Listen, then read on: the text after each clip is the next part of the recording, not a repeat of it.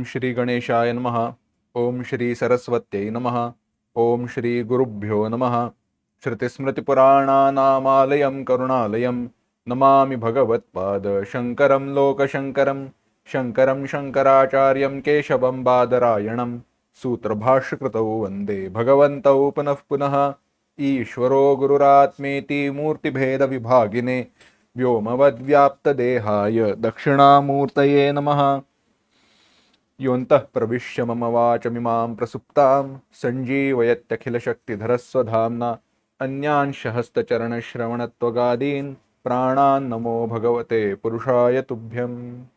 कल्याणानां निधानं कलिमलमथनं पावनं पावनानां पाथेयं यन्मुमुक्षोः सपदि परपदप्राप्तये प्रस्थितस्य विश्रामस्थानमेकं कविवरवचसां जीवनं सज्जनानां बीजं धर्मद्रुमस्य प्रभवतु भवतां भूतये राम नाम। रघुकुल के राजाओं के सद्गुणों का, जिनके कारण रघुकुल में, महान ऐसे कुल में प्रभु श्री राम जी ने अवतार धारण किया, उन गुणों का विचार हम कर रहे हैं। उन गुणों का अगर हम अवलंबन करें तो हमारे हृदय में भी प्रभु श्री राम जी प्रकट हो जाएंगे। इस संगति के साथ, इस विचार के साथ हमने रघुकुल के राजाओं के गुणों के चिंतन का आरंभ किया था, जिसमें हमने देखा रघुकुल के राजा कैसे है। सोहमा जन्म शुद्धा नाम आफलोदय कर्मणाम आ समुद्र क्षितीशा नाम। जो जिनके जन्म का कारण शुद्ध है, जिनका जन्म शुद्ध है, जिनके कर्म शुद्ध है, और जिन्होंने कर्म के द्वारा नित्य लोगों की भलाई के लिए, धर्म की रक्षा के लिए प्रयास किया और फल के प्राप्ति तक कर्म करते रहे, साधन अंत तक छोड़ा नहीं। सिद्धि तक साधन करते रहना चाहिए। इसके पश्चात कहा गया आसमुद्र क्षितीशानाम। विभिन्न अंगों से, विभिन्न दृष्टि से आसमुद्र क्षितीशानाम, इसका हम विचार कर रहे थे। इसमें एक विचार देखा कि समुद्र माने भवसागर अब जाने तो आसमुद्र क्षितीशानाम, जिनका समुद्र तक राज्य है, ऐसा। समुद्र तक राज्य है माने जिन्होंने संसार की रूपी जो सागर है, संसार रूपी सागर तक जो, या संसार रूपी सागर तक जो संसार है, तो इस संसार पर जिन्होंने विजय प्राप्त किया है। और यह जगत किसने जीत लिया है? जितम जगत के न मनो ये न, जिसने अपने मन पर विजय पाई है, वे, जिन्होंने अपने मन पर काबू पाया है, वे, ऐसे सारे रघुकुल के राजा थे। तो जिन्होंने अपने मन पर काबू पाया है, विजय प्राप्त की है, जिन्हें मन पर विजय प्राप्त किया है, इसका राजा के लिए क्या तात्पर्य है, क्या अर्थ है? राज्य के प्राप्ति की इच्छा से जो राजा नहीं बना है, परंतु प्रजा की रक्षा के लिए, धर्म की रक्षा के लिए एक रक्षक के रूप में, एक नेता माने नेतृत्व करने वाला, इस रूप में जिसने राज्य का स्वीकार किया है। बहुत गंभीर यह बात है, बहुत बड़ी चीज है, यह समझना मुश्किल है। मेरी जैसी इच्छा है वैसे हो, इसके लिए अधिपति या राजा बने नहीं। जो योग्य है, जो धर्म के अनुसार है, धर्म माने जो योग्य, appropriate, according to the law, universal law, जो नीतिपूर्ण है, जो वेदों ने कहा हुआ है, ऐसा जो धर्म है, उसकी रक्षा के लिए वेदों ने क्या धर्म कहा? प्रवृत्ति लक्षण निवृत्ति लक्षणश्च। यज्ञ याग आदि का नित्य कर्म, कर्तव्य कर्म करके अपना और संसार का भला करो, और निवृत्ति मार्ग के द्वारा मोक्ष की प्राप्ति करो, बस, और कुछ नहीं। तो विचार कर रहे थे कि रघुकुल के राजा अहंकारी न थे। विचार करें तो देखा जाए, अहंकार किसे नहीं प्राप्त होता, अहंकार कैसे उत्पन्न हो, कोई कहा नहीं जा सकता। कथा कही जाती है, महाभारत के जो पात्र है, उसमें कृष्ण के जो निजी थे उनमें 3 व्यक्तियों को अपने अपने गुणों का अहंकार हुआ। गरुड़ को अपने वेग का, गति का, सुदर्शन चक्र को अपने बल का, और सत्यभामा को अपने सौंदर्य का। अपने भक्त के हृदय में अहंकार उत्पन्न हो भगवान को अच्छा नहीं लगता, प्रिय नहीं है। भक्त के हृदय में अहंकार उत्पन्न हो जाए तो भगवान माया का निर्माण करके, माया रचकर उसका अहंकार दूर करते ही है। तो अब क्या करें? प्रभु ने भगवान देवर्षि नारद जी का स्मरण किया। देवर्षि पधारे। नारायण नारायण। भगवान बताइए क्यों स्मरण किया, क्या काम करे, क्या सेवा करे आपकी? भगवान ने कहा, नारद अब मेरा काम तुम ही कर सकते हो। क्या हुआ? कहा कि ऐसी बात है, मेरे 3 भक्त हैं, एक गरुड़ है, एक सुदर्शन चक्र है, और एक सत्यभामा है। इन तीनों के हृदय में अहंकार उत्पन्न हुआ है। नारद जी ने कहा, बस बात पता चल गई, क्या करोगे? भगवान से नारद जी ने कहा, भगवान अगर मैं क्या कर रहा हूं आपको पता न चले तो ही बड़ी बात है। भगवान हंसे, कुछ कहे नहीं, बोले नहीं। नारद जी वैसे ही निकले, गरुड़ जी के पास पहुंचे। गरुड़ जी को बड़ा बड़ा आनंद हुआ, बहुत अच्छा लगा। नारद जी से प्रणाम किया, देवर्षि आइए, आप तो भगवान के श्रेष्ठ भक्त हैं, बताइए। नारद जी ने कहा, वो सारी बातें छोड़ो, पहली बात सुनो। देखो, भगवान ने एक बात कही है तुमसे कहने के लिए। गरुड़ ने कहा, बताओ। भगवान ने कहा है, वहां पर हिमालय में एक दूर चोटी पर एक कोई वानर तपस्या तपस्या कर रहा है, तपश्चर्या कर रहा है, उसको बुला कर लाओ, जल्दी जाना, भगवान राह देख रहे, जल्दी जाओ, त्वरित। गरुड़ ने बाकी कुछ पूछा नहीं, वैसे ही चला गया।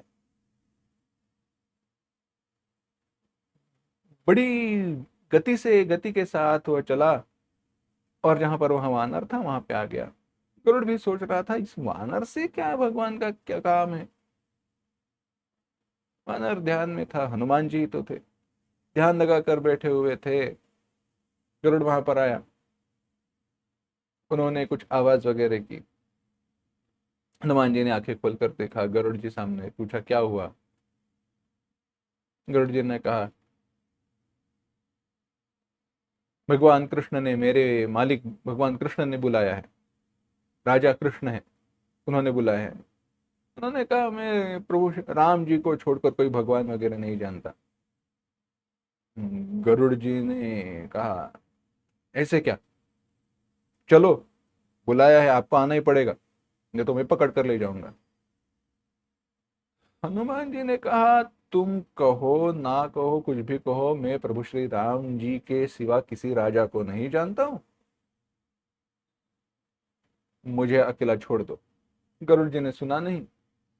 हनुमान जी ने एक दीर्घ सांस ली और छोड़ दी। उस सांस के साथ गरुड़ जी हनुमान जी के नाक में चले गए और छूट कर बाहर दूर गिर गए। डर गए, चले तुरंत भगवान के पास आए। भगवान ने पूछा, क्या हुआ गरुड़, घाव की कैसे निर्माण हुए? गरुड़ जी ने सारी बात कह दी। भगवान ने कहा, नारद जी तुम्हें एक बात बताना भूल गए, वैसे ही। कौन सी बात? तुम्हें उनसे कहना है उस वानर के पास जाओगे। गरुड़ ने कहा, बात ही मत करो उसके पास जाने की, नहीं जाऊंगा। भगवान ने कहा, मैं कह रहा हूं ना, बात ठीक से सुनो। उस वानर के पास जाना और वानर से कहना, प्रभु श्री राम जी आपको याद कर रहे हैं, त्वरित आ जाओ, यहां पर लेकर आना उन्हें। ऐसे न कहना द्वारिकाधीश आपको याद कर रहे, उनसे कहना अयोध्या नरेश प्रभु श्री राम जी आपको याद कर रहे हैं, द्वारका में है। गरुड़ जी ने कहा ठीक है। जहां हनुमान जी थे वहां पर गरुड़ जी गए, बैठे। थोड़ा दूर से ही उन्होंने कहा एक बुलावा आया है। हनुमान जी ने पूछा अब क्या हुआ? गरुड़ जी ने कहा अयोध्या नरेश प्रभु श्री राम जी ने आपको याद किया है, वे द्वारिका में। हनुमान जी ने कहा अच्छा ऐसी बात है, आ जाऊंगा। गरुड़ ने कहा आप बूढ़े हो, आने में आपको कठिनाई होगी, देरी लग जाएगी, आप मेरे पीठ पर बैठो, मैं आपको लेकर जाऊंगा। हनुमान जी ने कहा वो कोई बात नहीं, मैं आ जाऊंगा। और आगे बात बढ़ाई नहीं गरुड़ जी ने, क्योंकि पता था, पहले का अनुभव था। और बात बढ़ाए और फिर से मार पड़ी तो गरुड़ जी वहां से निकले, अयोध्या की तरफ आने लगे। उतने में प्रभु श्री कृष्ण जी ने अपने सुदर्शन चक्र को बुलाया और सुदर्शन चक्र से कहा देखो ये जो राजमहल है, हमारा बगीचा है, उसकी रक्षा करनी है। मुझे ऐसे पता चला है कोई वानर आने वाला है, उसको बगीचे में जाकर फल वगैरह खाने की अनुमति ना देना, उसको अंदर आने नहीं देना है। सुदर्शन चक्र ने बात कही ठीक है। और वो जो महल था, राजमहल, जो बगीचा था आजू बाजू में, उसकी तरफ, उसके आजू बाजू में गोल घूमने लगा, रक्षा करने लगा। सुदर्शन चक्र गया। उतने में सत्यभामा को भगवान ने बुलाया। सत्यभामा से कहा देखो, मेरे राम अवतार में मेरे एक भक्त को मैंने वचन दिया था कि कृष्णावतार में मैं प्रभु श्री राम जी के रूप में तुम्हें दर्शन दूंगा। वो मेरा भक्त आ रहा है, तुम सीता का रूप लेकर बैठ जाओ। भगवान ने राम का रूप धारण किया, हाथ में धनुष आ गया, सर पे जो मोर पंख था, मयूर पंख था, वो चला गया। सारे वर्ण, वर्ण तो समान है, सारे बाकी लक्षण सूर्य वंश के हो गए चंद्र वंश की जगह। हुई है ऐसी बात।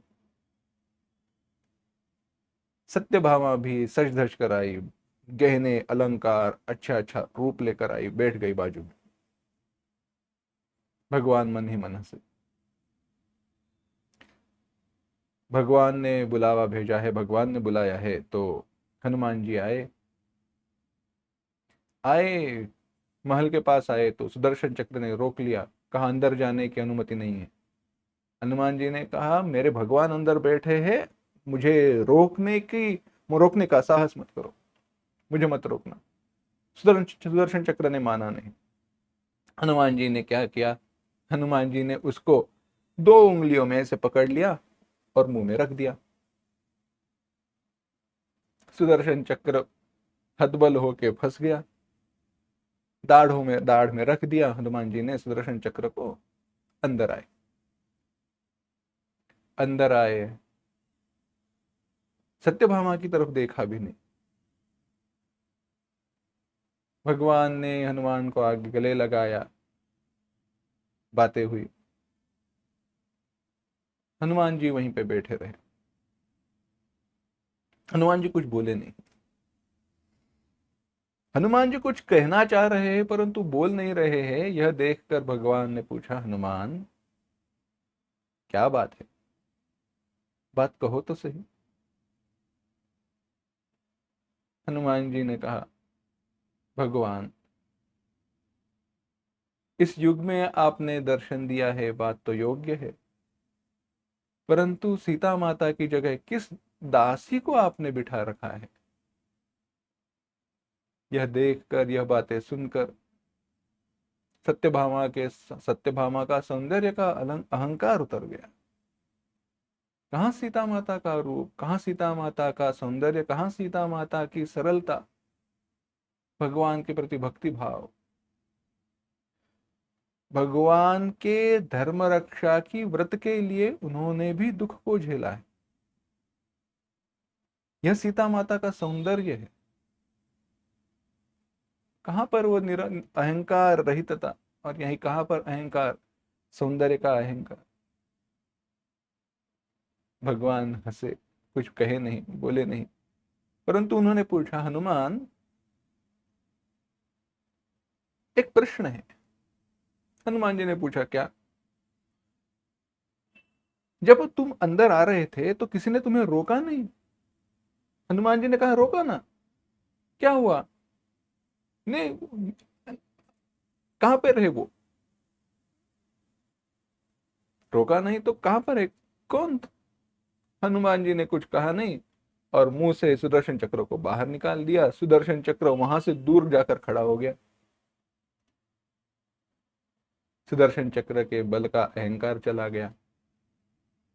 हनुमान जी ने विदा मांगी, भगवान से नमस्कार किया, और फिर से हिमालय में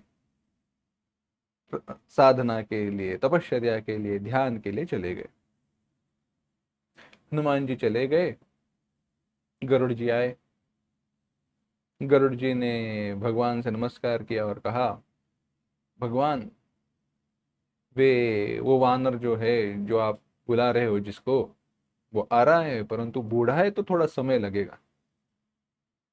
मैं त्वरित जल्दी से आया, उस वानर से कहा था मैंने, मेरे पीठ पर बैठो, मैं लेकर जाऊंगा। उस वानर ने सुना नहीं। भगवान ने कहा, अरे गरुड़, वह वानर आके मेरे साथ बातें करके मुझसे मिलके चला भी गया। गरुड़ का अपने गति का अहंकार भी चला गया। अहंकार का न होना ही जगत पर राज्य प्राप्त करना है। देखो, भौतिक दृष्टि से, भौतिक दृष्टि से अधिकारी होना, राजा होना, बल होना, यह सारी बातें भिन्न है। राजा कौन है, विचार करके देखिए।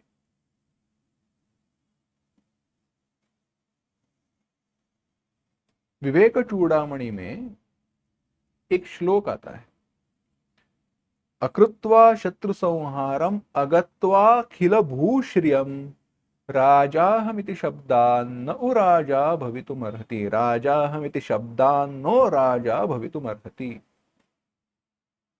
सारे शत्रुओं का संहार किए बिना, शत्रुओं का यानी दुष्टों का, अपने आप मानकर नहीं, सारे शत्रुओं का विनाश किए बिना, अगत्वा अखिल भूश्रियम, सारे पृथ्वी का राज्य संपादित किए बिना, सारी पृथ्वी, सारी जमीन का, धरती का राज्य प्राप्त किए बिना। केवल राजा इस नाम से कोई राजा नहीं होता। तात्पर्य यह है, अगर राज्य प्राप्त करना है या राजा होना है, तो सारे शत्रुओं पर विजय पाना आवश्यक है, विजय प्राप्त करनी चाहिए, तो ही राजा हो जाएंगे। हैं, अकृत्वा शत्रु संहारम अगत्वा अखिल भूश्रियम राजा हमिति शब्दान्नो राजा भवितुमर्हति, ऐसी बात है। तो राजा बनने के बाद यहाँ वहां कोई दो शत्रु है वो बचे हुए हैं, कभी कभी आकर हमला करते हैं, हार कर चले जाते हैं, ऐसे नहीं। दो चार यहाँ पर रहे हैं, ऐसे नहीं चलता।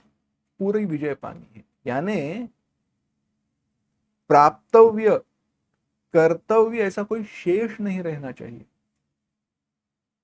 कोई बात रह गई है प्राप्त करनी, ऐसे नहीं चलता। यही राजा होना है। आसमुद्र क्षितिशानम, इसका तात्पर्य यही है, जिन्होंने जगत के सारे सुखों की प्राप्ति की है और अभी कोई प्राप्तव्य रहा नहीं, ऐसे। भौतिक दृष्टि से भी और आध्यात्मिक दृष्टि से भी ऐसे राजा होना। ऐसे रघुकुल के राजा थे, आसमुद्र क्षितिशाना, माने जिन्होंने अहंकार आदि का जो दुर्जन है, राक्षस है, उन पर विजय प्राप्त किया है। और जिन्होंने सारे गुण प्राप्त किए हैं, दुर्गुणों का अपव्यय दुर्गुणों को दूर किया है, जिन्होंने सारे दुष्टों का संहार किया है और धर्म की पथ पर चलने के लिए प्रजा को प्रेरित किया है, ऐसे रघुकुल के राजा थे। इसके पश्चात अगला वर्णन आता है आनाक रथवर्त्मना, माने रघुकुल के राजाओं का रथ आनाक स्वर्ग तक जाता था। माने क्या? आनाक माने नाक तक नहीं, आनाक, नाक माने स्वर्ग, कम माने सुखम, अकम माने न सुखम दुखम, नाकम माने न सुखम, न असुखम माने सुखम एव। क्या अर्थ है, तात्पर्य है, विचार है, करना है परंतु अगली बार करें। ओम असतो मा सद्गमय, तमसो मा ज्योतिर्गमय, मृत्योर्मा अमृतंगमय। ओम शांति शांति शांति। हरि ओम। श्री गुरुभ्यो नमः। हरि ओम।